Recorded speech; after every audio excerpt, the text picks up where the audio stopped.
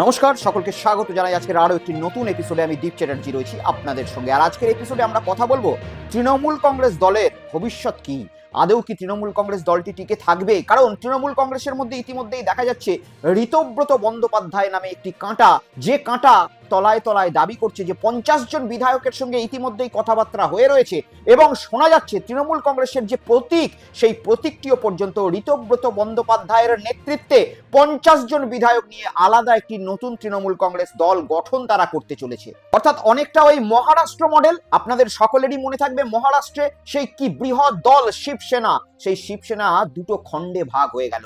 একসময় এনসিপি কেও দেখলাম মহারাষ্ট্রে দুটো খণ্ডে ভাগ হয়ে যেতে, আর ইদানিংকালে তৃণমূল কংগ্রেসও কি দুটো ভাগে ভাগ হয়ে যাবে অনেকটা মহারাষ্ট্র মডেলের মতো। কারণ বিজেপি যে সমস্ত রাজ্যে ক্ষমতা দখল করেছে সেই জায়গাতে বিজেপির এই ইতিহাস রয়েছে যে তারা বিরোধী দলকে উঠে দাঁড়াতে দেয় না এবং সেই বিরোধী দলের মধ্যে তারা ভাঙন সৃষ্টি করে, যেভাবেই আমরা দেখেছিলাম মহারাষ্ট্র মডেল। আর সেই মহারাষ্ট্র মডেলেরই অনেকটা ঝলক আজকালকার দিনে দেখা যাচ্ছে পশ্চিমবঙ্গে। কেন হঠাৎ করে তৃণমূল কংগ্রেসের এই দুভাগে ভাগ হওয়ার কথা উঠছে, কি বা বলছেন তৃণমূল কংগ্রেসের পড়ে থাকা দুটো চারটে মমতাপন্থী বিধায়ক, এবং মমতা বন্দ্যোপাধ্যায় গতকাল রাত্রে ফেসবুক লাইভে এসে কি বা অভিযোগ করলেন, কি বা বোমা ফাটালেন, সমস্ত কিছু আপনাদেরকে দেখাবো। এবং ঋতব্রত বন্দ্যোপাধ্যায় তিনিই বা কি বলছেন এবং তার ব্যাপারে শুভেন্দু অধিকারী রাজ্যের মুখ্যমন্ত্রী তিনি কি বলছেন, সমস্ত কিছু দেখাবো আজকের এই এপিসোডে। চ্যানেলটাকে সাবস্ক্রাইব করে নেবেন এবং সাথে সাথে আপনাদেরকে অনুরোধ করব, এই যে কিউআর কোডটি দেখছেন অতি অবশ্যই স্ক্যান করুন এবং আমার হোয়াটসঅ্যাপ চ্যানেলে যুক্ত হয়ে যান, যাতে যে কোনো ভিডিওর নোটিফিকেশন আপনাদের কাছে সঙ্গে সঙ্গে পৌঁছে যায়। দেখুন, রাজ্যে বিধানসভা ভোটের নির্বাচনের ফলাফল বেরিয়েছে, 1 মাস হবে। আর এই 1 মাসের মধ্যে মানুষ যে কতটা বেঈমান হতে পারে, কিংবা মানুষ যে আজকালকার যুগে কতটা স্বার্থান্বেষী হতে পারে, শুধু তারা ক্ষমতার দিকেই থাকতে পছন্দ করে, তার জলজ্যান্ত উদাহরণ কিন্তু আজকে পশ্চিমবঙ্গের রাজনীতিতে পাওয়া যাচ্ছে। একসময় মমতা বন্দ্যোপাধ্যায়ের পেছনে 21শে জুলাইয়ের মঞ্চে কে থাকবে সেটা নিয়ে কার্যত লটারি হতো এবং মারামারি সৃষ্টি হয়ে যেত বিভিন্ন নেতাকর্মী থেকে শুরু করে সেলিব্রিটিদের মধ্যে। আর আজকে এই মুহূর্তে যখন ভিডিওটা শুট করছি তার ঠিক 1 ঘন্টা পরেই মমতা বন্দ্যোপাধ্যায় ডাক দিয়েছেন ধর্ণা মঞ্চের, এবং সেই ধর্ণাটি শুরু করবেন তিনি কলকাতার ওয়াই চ্যানেল থেকে। কিন্তু এই মুহূর্তে যা খবর আসছে, মমতা বন্দ্যোপাধ্যায়ের সেই ধর্ণায় পৌঁছাতে তৃণমূল কংগ্রেসের 80 জন বিধায়কের মধ্যে মাত্র 3 থেকে 4 জন বিধায়ক পৌঁছেছেন, এবং 29 জন যে সাংসদ রয়েছে সেই সাংসদের মধ্যে মাত্র 2 জন সাংসদ পৌঁছেছেন, একজন কল্যাণ বন্দ্যোপাধ্যায় আর একজন দোলা সেন। আর উল্টো দিকে যখন তাদের নেত্রী অর্থাৎ তৃণমূল কংগ্রেসের নেত্রী তিনি রাস্তায় এই প্রখর রোদে আবার নতুন করে নামবেন বলছেন, তারই প্রতীকে জেতা এবং তারই ছবি ব্যবহার করে জেতা আর বাকি সমস্ত বিধায়ক বা সাংসদদের পাত্তা নেই, যারা 1 মাস আগেও তৃণমূল কংগ্রেসের ওই মমতা বন্দ্যোপাধ্যায়ের দরজাটায় পাপোশ হয়ে পড়ে থাকতো। যাই হোক, এ সমস্ত কিছু বিষয় পরের আমরা দেখতে পাবো মমতা বন্দ্যোপাধ্যায়ের সেই যে ধর্ণার চিত্র, সেই ধর্ণা চিত্রতে কতজন পৌঁছাচ্ছেন বা কি ছবি। কিন্তু তার আগে আলোচনা করব ঋতব্রত বন্দ্যোপাধ্যায়কে নিয়ে। গতকাল থেকে রাজ্য রাজনীতি কার্যত একেবারে উথাল পাতাল চলছে, কারণ ঋতব্রত বন্দ্যোপাধ্যায় ইতিমধ্যেই দাবি করেছেন এবং কমপ্লেন করেছেন বিধানসভার স্পিকারের কাছে যে তাদের সইকে জাল করে নাকি মমতা বন্দ্যোপাধ্যায়ের তৃণমূল কংগ্রেস দল বিধানসভায় বিরোধী দল পাওয়ার যে রেজুলেশন সেইটাকে জমা করেছিলেন বিধানসভার স্পিকারের কাছে। কি বললেন এই বিষয়ে শুভেন্দু অধিকারী রাজ্যের মুখ্যমন্ত্রী, আমি আপনাদেরকে শোনাবো, দেখুন। 2 জন এমএলএ মাননীয় ঋতব্রত বন্দ্যোপাধ্যায় এবং সন্দীপন সাহা তারা অভিযোগ করেন 2 MLAs of AITC submitted a complaint to the Honorable Speaker alleging that no resolution was adopted with regard of selection of LOP on 6/5/2026. They had signed in the meeting resolution book on 19/5/2026. The complaint alleged that the resolution dated 6/5/2026 was manufactured and fabricated. The complaint mentioned that as many as 14 signatures were in block letters. টিএমসির 2 জন এমএলএর অভিযোগের ভিত্তিতে স্পিকারের নির্দেশে principal secretary hair street থানায় একটি FIR করেন। Home সেক্রেটারির নির্দেশে আমার অনুমোদনে পুলিশ মন্ত্রী হিসেবে এটাকে সিআইডিতে দিয়ে দেয়। সিআইডি 13 জন এমএলএকে ইনভেস্টিগেট করে with video photography and signature verification করার জন্য সরকারি লোককে সাথে নিয়ে। এদের মধ্যে 3 জন এমএলএ বাহারুল ইসলাম, অরূপ রায় এবং সুভাষিস দাস ভিডিওগ্রাফি এবং সিআইডিকে বলে সই আমাদের নয়। শুনলেন মাননীয় মুখ্যমন্ত্রী শুভেন্দু অধিকারী মহাশয় অত্যন্ত সৌজন্যতার সঙ্গে বললেন মাননীয় ঋতব্রত বন্দ্যোপাধ্যায় এবং আরো এক বিধায়কের অভিযোগে একটি ইনভেস্টিগেশন সিআইডি করবে। কিসের বিষয়ে? বিষয়টি হচ্ছেন বিধানসভার যিনি এলওপি হবেন অর্থাৎ বিরোধী দলনেতা, সেই বিরোধী দলনেতা চয়নে নাকি ভুল সিগনেচার করা হয়েছে, মিথ্যা সিগনেচার করা হয়েছে। অনেক বিধায়ক তৃণমূল কংগ্রেসের তাদের নাকি সেখানে সিগনেচার ছিল না, এমনটাই ঋতব্রত বন্দ্যোপাধ্যায় তিনি অভিযোগ করেছেন বিধানসভার স্পিকারের কাছে। তবে রাজনীতি বড়ই অদ্ভুত বিষয়। আজ থেকে ঠিক 2 মাস আগে এই শুভেন্দু অধিকারী মহাশয়, যিনি আজকের মুখ্যমন্ত্রী, তিনি সেদিন এলওপি ছিলেন অর্থাৎ রাজ্যের বিরোধী দলনেতা। আর ঋতব্রত বন্দ্যোপাধ্যায় সেই সময় তৃণমূল কংগ্রেসের প্রার্থী। আজকে যে শুভেন্দু অধিকারী মহাশয় মাননীয় ঋতব্রত বাবু বলে সম্বোধন করছেন, এবং কিছুদিন আগে আমরা দিল্লিতে যে শুভেন্দু অধিকারী মহাশয়কে দেখেছিলাম ঋতব্রত বন্দ্যোপাধ্যায়ের সঙ্গে সৌজন্যতা বিনিময় করতে, সেই শুভেন্দু অধিকারী মহাশয় একসময় যখন তৃণমূল কংগ্রেসের প্রচারে ঋতব্রত বন্দ্যোপাধ্যায় বেরিয়েছিলেন, তখন ঋতব্রত বন্দ্যোপাধ্যায়কে কিভাবে কটাক্ষ করছিলেন সেটা আমি দেখাবো অতীতের একটি ফাইল থেকে। দেখুন। আমার কাছ থেকে কে ঋতব্রত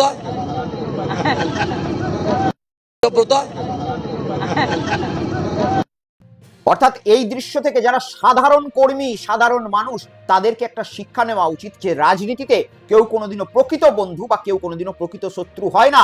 প্রকৃত শত্রু কারা হয়ে যায়? সাধারণ মানুষ এবং সাধারণ কর্মীরা। আপনারা নিশ্চয়ই এখনো পর্যন্ত অনেক তৃণমূল কংগ্রেস কর্মী এবং বিজেপি কর্মীদের মধ্যে মারামারি লাগিয়ে রেখেছেন, কিন্তু ওপরতলার নেতারা তারা কিন্তু যে কোনো মুহূর্তে রং পাল্টে দিতে পারে।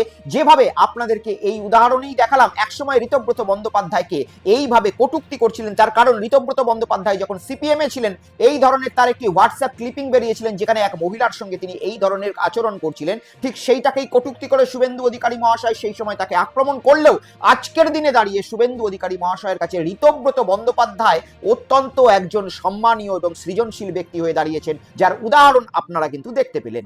এবার আমি আপনাদের ঋতব্রত বন্দ্যোপাধ্যায় মহাশয়ের বক্তব্য দু একটা শোনাবো। ইদানিংকালে বিভিন্ন সোশ্যাল মিডিয়ার যেগুলো পডকাস্ট থাকে সেখানে গিয়ে অনেক বড় বড় বক্তৃতা দিচ্ছেন, এবং এই ঋতব্রত বন্দ্যোপাধ্যায় তিনি আজকে নৈতিকতার পাঠ পড়াচ্ছেন। আমি শোনাবো আপনাদেরকে 2-4টে বক্তব্য এবং সেগুলো নিয়ে নিশ্চয়ই আপনাদের সঙ্গে বিশ্লেষণ করব। দেখুন। আমি যেটা আপনাকে বলি, এক বেঈমান বলবে, চোর তো বলবে না। ভোটের পর থেকে কনস্ট্যান্ট উলুবেড়িয়াতে যাচ্ছি, আমার পাইলট নেই, আমি ঘুরছি দিব্যি। এই কটাক্ষটা কাকে করছেন? অভিষেক বন্দ্যোপাধ্যায়? না, যাদের শুনতে হচ্ছে চোর চোর চোর চোর। আমাকে তো উলুবেড়িয়া পূর্বতে, আমি তো 37 দিন ভোটের আগে কাজ করার সুযোগ পেয়েছি, আমাকে কেউ চোর বলছে না। উলুবেড়িয়ার কোথাও ফ্রিলি মুভ করছি।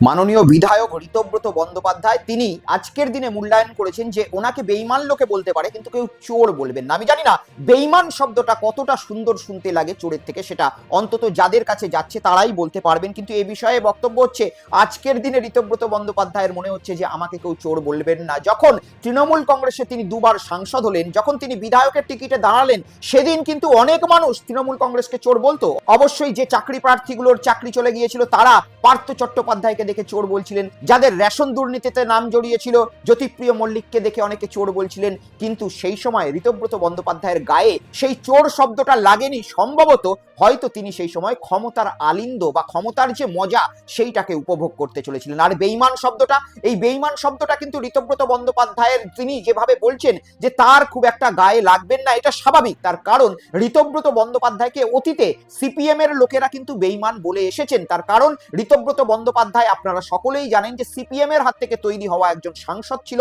সর্বকনিষ্ঠ সাংসদ হিসাবে লোকসভায় সিপিএম কিন্তু তাকে পাঠিয়েছিল, কিন্তু সেই সময় সিপিএম দল তাকে বহিষ্কার করলেও মমতা বন্দ্যোপাধ্যায় কি এক আশ্চর্য কারণে এই ঋতব্রত বন্দ্যোপাধ্যায়ের মধ্যে কি এমন কিছু দেখলেন যে তাকে তার দলের টিকিট দিয়ে সাংসদ বানিয়ে দিলেন। কিন্তু সেই সময় বামপন্থী যারা ছিলেন তারা সাবধান করেছিলেন এবং বলেছিলেন যে ঋতব্রত বন্দ্যোপাধ্যায় কিন্তু বেঈমান হতে পারেন। আর আজকে সেই বেঈমানের তকমাটা ঋতব্রত বন্দ্যোপাধ্যায় তিনি নিজেই নিজের গায়ে চাপিয়ে নিচ্ছেন। আমি দেখাবো আপনাদেরকে পুরনো ঋতব্রত বন্দ্যোপাধ্যায়ের একটি বক্তব্য, যেখানে তিনি মমতা বন্দ্যোপাধ্যায়ের মধ্যে লেনিনকে দেখতে পেতেন। দেখুন। আসলে যখন সিপিএম করতাম, আমার যেহেতু পড়াশোনা করার একটা আগ্রহ আছে, চর্চা আছে, পড়াশোনা করি এবং চর্চা ছিল, তো আমরা ক্লাসে, সিপিএম এর ক্লাসে পড়তাম লেনিনের সেই বিখ্যাত কথা যে politics begins where the masses are, where they are not in thousands but where they are in millions, that is where serious politics begins. এখন এই কথাটা আমি খুব রন্ধ্রে রন্ধ্রে মমতা বন্দ্যোপাধ্যায়কে দেখে উপলব্ধি করেছি। ধরুন 550 বছর আগে বাংলার মধ্যভাগ থেকে এক জ্যোতির্ময় পুরুষ তিনি যখন হেঁটে গেলেন, যে পথে হাঁটলেন, মানুষ ধর্মের বেড়া, বর্ণের বেড়া, জাতের বেড়া সব ভেঙে গেল। দুহাত তুলে ভদ্রলোক নাচছেন, চিৎকার করছেন, হরি হরায় নম, কৃষ্ণ যাদবায় নম, যাদবায় মাধবায় কেশবায় নম। এই উচ্চারণে ধর্ম নেই, বর্ণ নেই। এখন আমি সিপিএম এ থাকতে তো প্রশ্ন করেছি যে সিপিএম এর পার্টি অফিসে ভারতবর্ষের প্রথম বিপ্লবী শ্রীকৃষ্ণ চৈতন্যের ছবি কেন থাকবে না? সিপিআইএম এর পার্টি অফিসে ভারতবর্ষের প্রথম যিনি স্লোগান দিয়েছেন তার ছবি কেন থাকবে না? প্রথম যিনি মিছিল করেছেন তার ছবি কেন থাকবে না? প্রবলেমটা অন্য জায়গায়। প্রবলেমটা হচ্ছে যে এই মানে আমার যে ভাবনা, আমি যেভাবে ভাবতে চাইছি সেই ভাবনার যে ম্যানিফেস্টেশন, ইজারা কেউ নিয়ে রাখতে পারে না। ইজারা নিতে নিতে এখন যেটা হয়েছে যে মানে সাইনবোর্ডটা ভিজিটিং কার্ড হয়েছে, ভিজিটিং কার্ডটা এখন হচ্ছে রবার স্ট্যাম্পে পরিণত হয়েছে। এই যে আমি যে কথাটা বলছিলাম যে মানুষ, এবং সব থেকে গুরুত্বপূর্ণ কথা কি জানেন তো, যে মানুষ এবং কেবলমাত্র মানুষই হচ্ছেন শেষ কথা। তো মমতা বন্দ্যোপাধ্যায় নিজেকে মানুষের নেতৃত্ব হিসেবে প্রতিষ্ঠা করেছেন। লেনিনের ওই কথাটা মমতা বন্দ্যোপাধ্যায়ের মধ্যে প্রতিভাত, যে where they are not in thousands but they are in millions. হ্যামলিনের পাইট পাইপারের মতো, হ্যামলিনের বাসিওয়ালার মতো মানুষ তাকে অনুসরণ করছেন। শুনলেন ঋতব্রত বন্দ্যোপাধ্যায়ের সেই দিনের পুরনো বক্তব্য। যেদিন তিনি তৃণমূল কংগ্রেসের দরজায় এসে সাংসদ হয়েছিলেন, সেদিন তিনি মমতা বন্দ্যোপাধ্যায়ের মধ্যে লেনিনকে দেখতে পাচ্ছিলেন, যে লেনিনের আদর্শ নিয়ে এই ঋতব্রত বন্দ্যোপাধ্যায় একদিন সিপিএম দল থেকে নিজের যাত্রা শুরু করেছিলেন। কিন্তু সেখান থেকে বহিষ্কৃত হওয়ার পরে তার সম্ভবত নিজের মনের বাসনায় আরো কিছু পাওয়ার ইচ্ছা ছিল, তার জন্য তিনি লেনিনের আবার জন্ম দিলেন এবং আবার জন্ম দিয়ে পুনর্জন্ম হিসাবে মমতা বন্দ্যোপাধ্যায়ের মধ্যে লেনিনকে দেখতে পেলেন। আর আজকের দিনে দাঁড়িয়ে তিনি এই দল থেকে বহিষ্কৃত হয়ে গেলেন। তার কারণ মমতা বন্দ্যোপাধ্যায়ের দলের মধ্যে থেকে আর তার পাওয়ার কিছু নেই। এখন তিনি হয়তো সম্ভবত মমতা বন্দ্যোপাধ্যায়ের মধ্যে থেকে লেনিনকে আর দেখতে পাচ্ছেন না, অন্য কোনো এক নেতাকে দেখতে পাচ্ছেন, যে নেতার সঙ্গে বারবার তাকে সৌজন্যতা বিনিময় করতে দেখা যাচ্ছে। সম্ভবত এখন লেনিনের আবার পুনর্জন্ম হয়ে সেই নেতার মধ্যে কি প্রবেশ করেছেন। আর এসবের কিছু মাঝে ঋতব্রত বন্দ্যোপাধ্যায় মহাশয় তিনি কিন্তু আরো এক ভবিষ্যৎবাণী করে দিয়েছেন। তিনি বলেছেন তৃণমূল কংগ্রেস দলটি কিন্তু থাকতে পারে না, এমনটাই তিনি দাবি করছেন বিজ্ঞানের দোহাই দিয়ে। আমি আপনাদের দেখাবো নিউজ 18 বাংলা থেকে নেওয়া তার একটি বিশেষ সাক্ষাৎকারের একটি অংশ, যেখানে তিনি দাবি করে দিলেন যে তৃণমূল কংগ্রেস দলটি আর ভবিষ্যতে থাকছে না, এমনটাই বিজ্ঞান বলছেন। দেখুন, আপনার সতীর্থ সন্দীপন শাহ কিছুক্ষণ আগে আমাকে বললেন দলটা থাকবে না, আপনিও তাই বলছেন? বিজ্ঞান তাই বলছে, আমি সন্দীপন বা সুখেন্দুদা এটা বলছেন না, বিজ্ঞান তাই বলছে দল থাকতে পারে না। প্রথম কথা দেখুন, বলার মানে এই যে ধরনের ডিনায়াল মোড, আপনি হেরে গেছেন গ্রাউন্ড রিয়ালিটি। আচ্ছা শুনুন, আমি আমার কাউন্টিংয়ে উপস্থিত ছিলাম। আমার কাউন্টিংয়ে আমায় কেউ বার করে দেননি, আমার একজন ইলেকশন এজেন্টকেও বার করে দেননি। আমার কোনো ইভিএম এর ব্যাটারিতে 95%-এর ওপর চার্জ ছিল না। এই মিথ্যাচারগুলো কিভাবে? আমি তো ধরুন, আমি যে কাউন্টিং সেন্টারে ছিলাম ম্যাক্সিমাম সিট তৃণমূল জিতেছে সেই কাউন্টিং সেন্টারে। এবার কি করে বলি যে জোর করে হারিয়ে দেওয়া হয়েছে? কি করে বলবো জোর করে হারিয়ে দেওয়া হয়েছে? জোর করে হারিয়ে দেওয়ার তত্ত্ব খাড়া করতে গেলে ওই কাউন্টিং সেন্টার থেকে একাধিক তৃণমূল কংগ্রেসের বিধায়ক জিতেছেন যেখানে আমাদের কাউন্টিং হচ্ছিল। আমি কিভাবে এটা পাবলিকলি বলবো যে আমায় জোর করে হারিয়ে দেওয়া হয়েছে?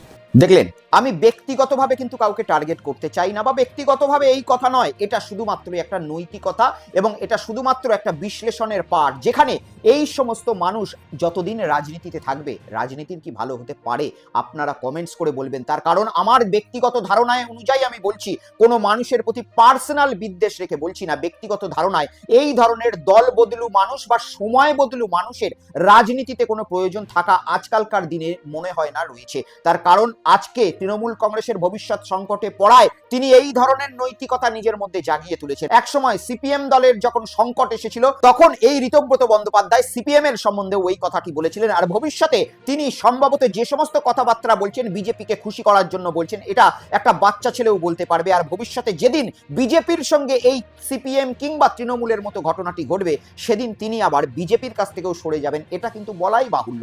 এক্ষেত্রে একটাই জিনিস জনসাধারণের কাছে আবেদন করব, যে সাধারণ মানুষ একেবারে নীতি নৈতিকতা দেখে সাধারণ মানুষ ভোট দিতে যান। সাধারণ মানুষ এমন কোনো মানুষকে নির্বাচিত করবেন না যার ইতিহাসে বারবার দল পাল্টানোর রোগ রয়েছে। কারণ যে নিজের স্বার্থের জন্য দল পাল্টাতে পারে, সে আগামী দিনে নিজের জনতার জন্য কতটুকু ভালো কাজ করবে, এটা তো আপনাদেরকে ভাবতেই হবে। আজকে উলুবেড়িয়ার বাসিন্দারা ভেবেচিন্তে দেখুন, এই মানুষকে তৃণমূল কংগ্রেসের টিকিটে আপনারা জয়লাভ করিয়েছেন, ভেবেছিলেন আপনাদের হয়ে দু চারটে কথা বলবে, কিন্তু না, আপনাদের বিরুদ্ধে গিয়ে আজকে আজকে সে দল থেকে বহিষ্কার হয়ে গেলেন। আগামী দিনে বিজেপির সঙ্গে হয়তো সখ্যতা হবে, হয়তো বিজেপির টিকিটে কোথাও থেকে সাংসদও তিনি হতে পারেন, কিন্তু এই বিজেপি দলও যদি কোনোদিন বিপাকে পড়ে, এই সমস্ত মানুষগুলো ঠিক সেই একইভাবে অতীতে যেভাবে চলে গিয়েছে সেইভাবেই চলে যাবে। অর্থাৎ যারা জনসাধারণের প্রতিনিধি হয়ে লোকসভা কিংবা বিধানসভায় যাচ্ছেন, তারা কিন্তু বারবার জনসাধারণকেই ঠকিয়ে আসছেন। আর এই ধরনের জনপ্রতিনিধিরা কেন এটা করেন, তার কারণ জানেন যে ভারতবর্ষের মানুষ হচ্ছে অত্যন্ত সরল এবং অত্যন্ত বোকা। তাদেরকে যাই বলবো তারা বিশ্বাস করে নেবেন এবং তারা বিবেচনা না করেই একটা ভোট প্রদান করে দেবে। তাই এই ধরনের মানুষ যারা নিজের সুবিধার জন্য বারবার রং পরিবর্তন করে, নিজেদের জায়গা পরিবর্তন করে, যখন সুযোগ পায় কাউকে ভগবান বানিয়ে দেয়, আবার যখন সুযোগ পায় একেবারে কাউকে ভিলেন বানিয়ে দেয়, এই ধরনের মানুষকে ভোট দেওয়া থেকে বিরত থাকুন। যে কোনো দলেরই টিকিটে এই ধরনের ব্যক্তিরা দাঁড়াক, যেদিন সাধারণ মানুষ এদেরকে বয়কট করতে শুরু করবেন, সেই দিন কিন্তু এই ধরনের নেতারা আর এই রকম জনসাধারণকে বোকা বানানোর কাজ করবেন না। এ বিষয়ে তৃণমূল কংগ্রেসের বিধায়কদের মধ্যেও কিন্তু একটা আড়াআড়ি ভাগের সৃষ্টি হয়েছে। আমি আপনাদেরকে দেখাবো তৃণমূল কংগ্রেসের এখন অতি সক্রিয় বিধায়ক কুণাল ঘোষ, তিনি এই বিষয়ে বক্তব্য রাখতে গিয়ে প্রেসের সামনে কি বিবৃতি দিয়েছেন দেখুন। আমরা কেউ কিন্তু বাকি বিধায়ক যাদের কাছে ফোন যাচ্ছে, যারা আজকে গেটওয়ে হোটেলে মিটিং করেছেন, আমি তাদের অনুরোধ করব, আমরা কেউ নির্দল জিতে আসিনি। একজন 70 বয়সী ভদ্রমহিলা, 70 বছর বয়সী, তাকে খাটিয়ে ছুটিয়ে তার ছবি দিয়ে তার প্রচার করিয়ে তারপরে আমরা এসেছি এখানে। ফলে একটা লোকের বিবেক বলে কিছু থাকা উচিত। দলকে যদি কোনো সাজেশন থাকে, দলকে ঢেলে সাজানো সুযোগটা দিন নেত্রীকে, তার আগে এইসব লোকের পাল্লায় পড়বেন না। এরা শুধু নিজেদের স্বার্থ জানে। সে তো যারা গেটওয়েতে গেছে তারা বলতে পারে, আমি অত কিছু জানি না। হতে পারে, কিন্তু এই যে দল ভাঙানোর খেলা চলা বা এই যে আপনি যে প্রশ্ন করছেন, তার জন্য আপনার প্রশ্নের উত্তরে বলি, এর জন্য আমি বিজেপিকে আগে বেশি দোষ দিতে যাব না। যে সুবিধাবাদী গুলো এর জন্য বসে আছে, আমি তো তাদের দিকে আগে যাব। বিজেপি একসময় চোখদান মেলা করতো দিলীপ বাবুর আমলে, ডেকে ডেকে লোক নিয়ে নিত। আজকে মুখ্যমন্ত্রীও তো আগে তৃণমূলেই ছিলেন, তো বিজেপি নেয়নি। এরপরে আমরাও আবার ওদের নিয়েছি। এবার বিজেপি হয়তো নিতে চেষ্টা করছে, আমি ওদের ওই নীতি কথা পরে হবে, আমি ওদের দোষ দিচ্ছি না। দোষ তো এই লোকগুলো যারা বসে আছে এই টোপটা নেবে বলে, গাজরটা খাবে বলে। একটা কৃতজ্ঞতা বোধ থাকবে। আই রিপিট, আমি বাকি বিধায়কদের হাত জোর করে অনুরোধ করব, যারা এই ঋতব্রতর পাল্লায় পড়ছেন, আমার একটা অনুরোধ, আমরা কেউ নির্দল জিতে আসিনি। আমরা জিতে এসেছি তৃণমূল কংগ্রেসের প্রতীকে, তৃণমূল কংগ্রেসের দলের প্রার্থী মমতা বন্দ্যোপাধ্যায়ের ছবি ব্যবহার করে, এবং মমতা বন্দ্যোপাধ্যায়কে যারা ভোট দিয়েছেন সেই ভোট আমরা পেয়ে বিধানসভায় এসেছি। দম থাকলে নির্দল হয়ে আলাদা নিজেরা জিতে এসে তারপর আমরা সব করতাম। আমরা জিতে এসেছি তৃণমূলের হয়ে। আর প্রথম মিটিং এর পর আমার যদি কোনো অভিযোগও থাকে, আমি মমতা বন্দ্যোপাধ্যায়কে চিঠি না দিয়ে আমি দিচ্ছি স্পিকারকে, এ হয় নাকি কখনো? একেবারে প্রকাশ্যে তারই সহকর্মীদের বিরুদ্ধে ক্ষোভ উগড়ে দিয়েছেন কুণাল ঘোষ, যিনি কিন্তু পার্টিকুলারলি এখন তৃণমূল কংগ্রেসের হয়ে ব্যাপক অ্যাক্টিভ দেখা যাচ্ছে। কিন্তু কুণাল ঘোষ এই জায়গায় বললেন যে এতে বিজেপির কোনো দোষ নেই। আমিও তার মধ্যে সহমত।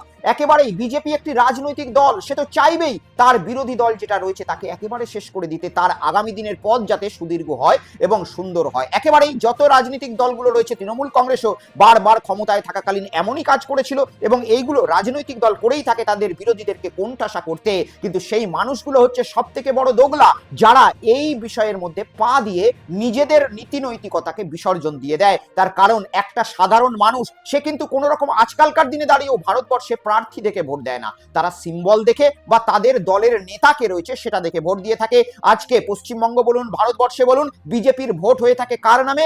নরেন্দ্র মোদীর নামে। তৃণমূল কংগ্রেসেরও ভোট হয়েছিল মমতা বন্দ্যোপাধ্যায়ের নামে। সাধারণ মানুষ ভোট কিন্তু মমতা বন্দ্যোপাধ্যায়ের সঙ্গে নরেন্দ্র মোদীকে কম্পেয়ার করেই দিয়েছেন। কোন রকম ঋতব্রত বন্দ্যোপাধ্যায় বা কুণাল ঘোষকে দেখে সাধারণ মানুষ খুব একটা ভোট দেয়নি, তার বাড়ির লোক ছাড়া। তাই সাধারণ মানুষকে এইভাবে ঠকানো অবশ্যই উচিত নয় এবং ভারতবর্ষে অতি অবশ্যই এই ধরনের দলত্যাগ বিরোধী আইনকে আরো কঠোর করা উচিত, যে এই ধরনের কাজ যে সমস্ত বিধায়ক সাংসদরাই করবে, আগামী দিনে যেন তারা কোনো দলের হয়ে টিকিট তো দূরের কথা, নির্দল হয়েও যেন তারা ভোটে না দাঁড়াতে পারে, মানুষের দরবারে না যেতে পারে। আমি দেখাবো মদন মিত্র তিনি কি বলছেন এই বিষয় নিয়ে, দেখুন। কংগ্রেসের দুজন বহিষ্কৃত এমএলএ ঋতব্রত বন্দ্যোপাধ্যায়, সন্দীপন সাহা, তারা বলছেন তারা আলাদা মিটিং করেছেন, বলছেন 50 জন বিধায়ক তাদের সঙ্গে যোগাযোগ রেখেছেন, নতুন তৃণমূল কংগ্রেস তৈরি হবে। দেখুন, একটা কথা বলি, এই যে ভারতীয় জনতা পার্টি, এদের দুজন এমপি ছিলেন, একটা লালকৃষ্ণ আদবানি, একটা অটল বিহারী বাজপেয়ী। সেখান থেকে তারা 1:1-এ 87-88-তে চলে গিয়েছিলেন। ভারতবর্ষে কিন্তু ইন্ডিয়া জোট বলে একটা জোট এখন রয়েছে এবং অত্যন্ত তৎপরতার সঙ্গে একে অপরের সঙ্গে যোগাযোগ রাখছে এবং যে কোনো দিন এই ইন্ডিয়া জোট কিন্তু তারা রাস্তায় নামবে। সেই জোটে ভারতবর্ষের তাবৎ নেতৃত্ব রয়েছে। আর যারা যারা বলছেন যে আমরা আলাদা করব, আমি অত্যন্ত বিনীতভাবে করজোড়ে তাদের কাছে একটা প্রশ্ন করব যে ইলেকশনে দাঁড়াবার আগে তৃণমূলের জামাটা ছেড়ে দাঁড়ালেন না কেন?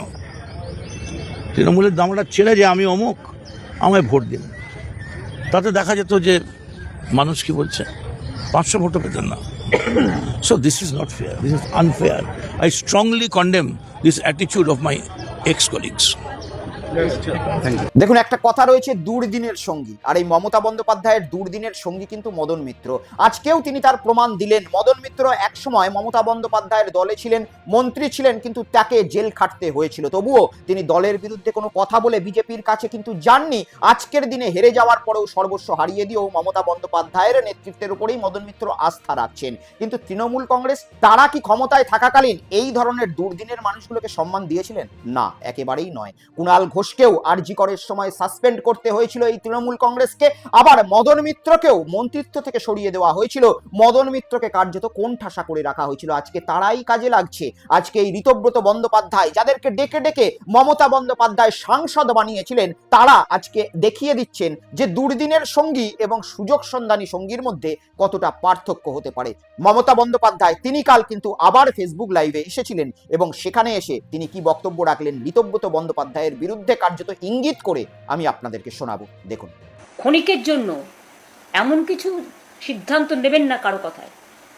আর সিদ্ধান্ত দিচ্ছে একজনকে, আগে সিপিএম দল করত, নীতিহীন একজন, আমাদের ভুল হয়েছে তাকে টিকিট দেওয়া, পায়ে পড়েছিল এসে, সেদিন বাঁচানো সিপিএম ঠিক করেছিল। অন্তত এই একটা ক্ষেত্রে তাদের আমি অ্যাপ্রিসিয়েট করি, ওকে তাড়িয়ে দিয়ে। তার সত্ত্বেও আমরা তাকে দুবার সংসদে জিতিয়েছি। অন্য লোকের টিকিট কেটে তাকে হাওড়ায় দাঁড় করানো হয়েছে। আজকে তাদের কাছে আমি ক্ষমা চাইছি হাত জোর করে, যে আমরা আপনাদের সাথে এরা বিশ্বাসঘাতকতা করলো, এদের আমরা ক্ষমা করিনি। আজকে দুজনকে আমরা অলরেডি দল থেকে এক্সপেল করে দিয়েছি, বহিষ্কার করে দিয়েছি, যারা রোজ গিয়ে বিজেপিকে মিট করছে এবং বিজেপির কথা মতো সবাইকে ডেকে ভয় দেখাচ্ছে। এর মধ্যে একজন সাংসদও আছেন, তিনি আবার অন্যান্যদের সাথেও যোগাযোগ করছেন। অপরাধটা কি না, তিনি তার ছেলের টিকিট চেয়েছিলেন। তো সবার কি শুধু বাবা মা এমপি হবে, এমএলএ হবে, তার ছেলে মেয়েরাই টিকিট পাবে, আর কেউ পাবে না? আজকে তৃণমূল কংগ্রেসের নেত্রী তিনি এই কথা বলছেন, মুখ খুলছেন এবং সিপিএম এর সঙ্গে একমত হচ্ছেন যে এই ঋতব্রত বন্দ্যোপাধ্যায়কে বের করে দিয়ে সিপিএম একটা ভালো কাজ করেছিল। তা মমতা বন্দ্যোপাধ্যায়, আপনি সেদিন কেন নিয়েছিলেন ঋতব্রত বন্দ্যোপাধ্যায়কে? সেই দিন আপনি যদি আপনার দলের যে আইপ্যাক সংস্থা ছিল তাকে দিয়ে সোশ্যাল মিডিয়াগুলোকে ঘাঁটতে বলতেন, তাহলে দেখতেন ঋতব্রত বন্দ্যোপাধ্যায়কে নেওয়ার জন্য কত সাধারণ কর্মী সেদিন সোশ্যাল মিডিয়াতে চোখের জল ফেলেছিলেন এবং বলেছিলেন ঋতব্রত বন্দ্যোপাধ্যায়কে দলে আনতে হবে, যাকে সিপিএম বহিষ্কার করে দিয়েছে। তৃণমূল কংগ্রেসের নেতৃত্ব সেই সময় এতটা ক্ষমতার নেশাতে ভুগছিলেন যে এই ঋতব্রত বন্দ্যোপাধ্যায়কে নেওয়ার জন্য একাধিক তৃণমূল কংগ্রেসের দুর্দিনের কর্মীর সেদিন বাধা কিন্তু শোনেননি। আজ তার ফল ভুগতে হচ্ছে। আজ মমতা বন্দ্যোপাধ্যায়কে হাত জোড় করে ক্ষমা চাইতে হচ্ছে সেই সমস্ত কর্মীদের কাছে। কিন্তু আজ সময়টা অনেকটা দেরি হয়ে গেছে কিনা?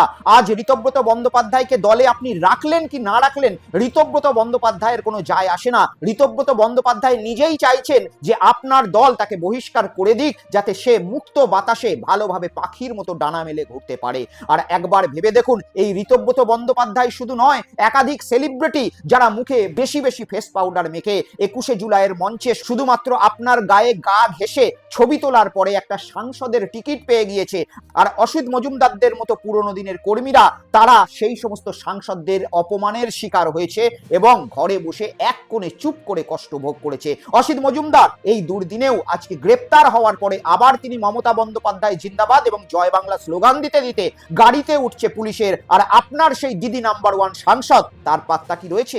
সে আজ নেই। হয়তো আপনি যে সাংসদের কথা বললেন সেই সাংসদের সঙ্গে এই দিদি নাম্বার ওয়ানদের মতো সাংসদরাও কিন্তু যোগাযোগ রেখে আগামী দিনে কখন শুরুত করে নিজের গলায় একটা গেরুয়া বসন পড়বে সেই অপেক্ষাতেই বসে রয়েছে। তবে বিজেপিরও নিশ্চিন্ত হওয়ার কোনো কারণ নেই। এই যে মানুষগুলো আজকে নৌকা বদল করছে এরা কিন্তু কারুর নয়। যেদিন বিজেপি বিপাকে পড়বে সেদিন আবার বলবে যে আমাকে ভয় দেখিয়ে বিজেপি নিয়ে গিয়েছিল, আর সেদিন তারা আবার অন্য কোনো দলের মধ্যে তাদের রাজনৈতিক ভবিষ্যৎ খোঁজার চেষ্টা করবে। এদিকে এই সমস্ত কিছু বিষয়ের বিরুদ্ধে আজকে এই মুহূর্তে হয়তো যখন আপনারা ভিডিওটা দেখছেন মমতা বন্দ্যোপাধ্যায় ধর্নার আয়োজন করেছেন, কিন্তু সেই ধর্নায় কতজন যাবেন মমতা বন্দ্যোপাধ্যায় ইতিমধ্যেই কিন্তু শঙ্কার মধ্যে রয়েছেন, কারণ সকলেই আজকে নিজের এক রাজনৈতিক রং দেখাতে ব্যস্ত। আর এটার কারণও রয়েছে, আজকে বহু বিধায়ক কিন্তু মন থেকে মমতা বন্দ্যোপাধ্যায়ের সঙ্গে যাওয়ার চেষ্টা করলেও ভয়ে যেতে পারছেন না। তার কারণ যে রকমের নোংরা ছড়িয়ে রেখেছে তারা চারিদিকে গত 5 বছরে, সেই নোংরার জন্য তারা যদি গ্রেপ্তার হয়ে যায় এই ভয়েও অনেকে কিন্তু ঘরে বসে রয়েছে। জানি না মমতা বন্দ্যোপাধ্যায়ের সেই কর্মীরা এটা দেখার পরে মমতা বন্দ্যোপাধ্যায়ের ভবিষ্যৎকে আগামী দিনে কিভাবে দেখছেন, তৃণমূল কংগ্রেসের ভবিষ্যৎকে আগামী দিনে কিভাবে দেখছেন। কিন্তু এ কথা বলাই যেতে পারে মমতা বন্দ্যোপাধ্যায়ের রাজনৈতিক জীবনে এক টার্নিং পয়েন্ট আসতে চলেছে, এবং এই টার্নিং পয়েন্টে নয় মমতা বন্দ্যোপাধ্যায় একেবারে ভারতবর্ষের নেত্রী হিসাবে উঠে আসবেন, আর না হলে মমতা বন্দ্যোপাধ্যায়ের রাজনৈতিক জীবন 2026 সালেই শেষ হবে। সকলে ভালো থাকবেন। আজকের এপিসোড এই পর্যন্তই রইল। দেখা হবে পরবর্তী এপিসোডে। দেখতে থাকুন বেঙ্গল পালস উইথ দেব, সত্য যেখানে রং দেখে না। নমস্কার।